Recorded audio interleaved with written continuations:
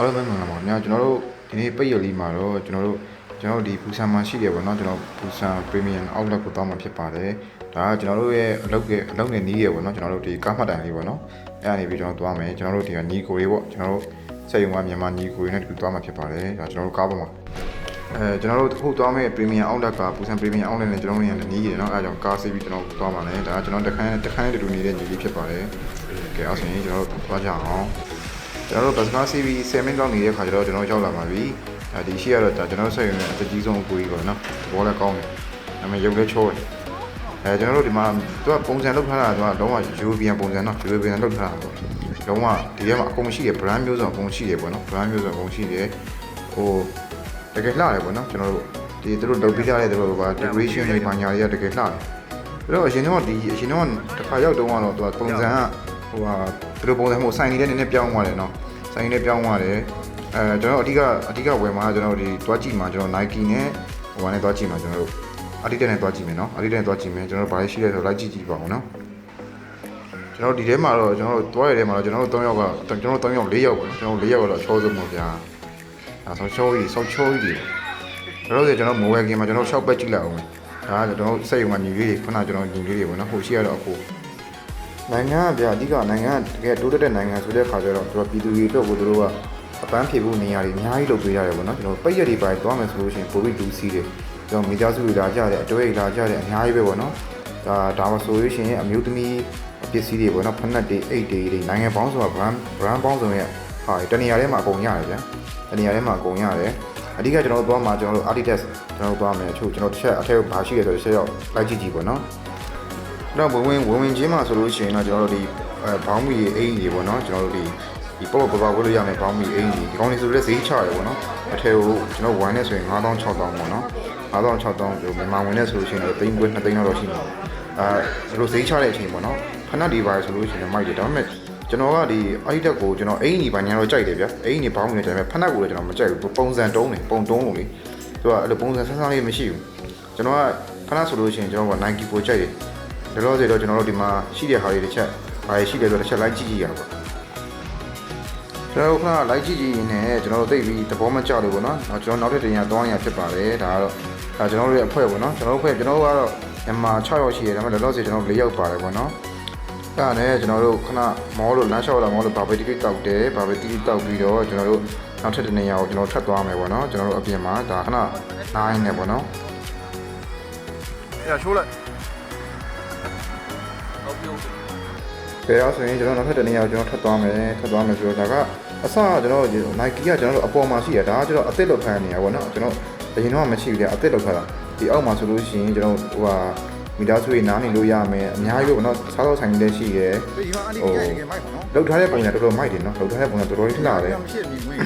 ဆိုင်တဲ့အများကြီးပဲဝယ်ကျင်စရာကြီးပဲပေါ့နော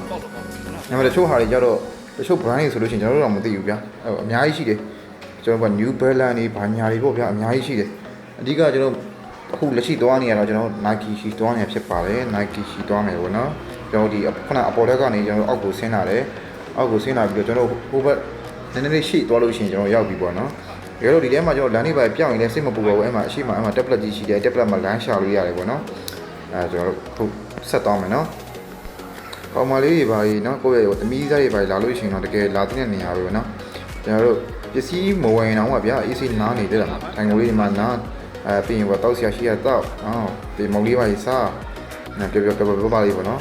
်အဲ့လိုမျိုးကဲအဲ့ဆိုရင်ကျွန်တော်တို့အခ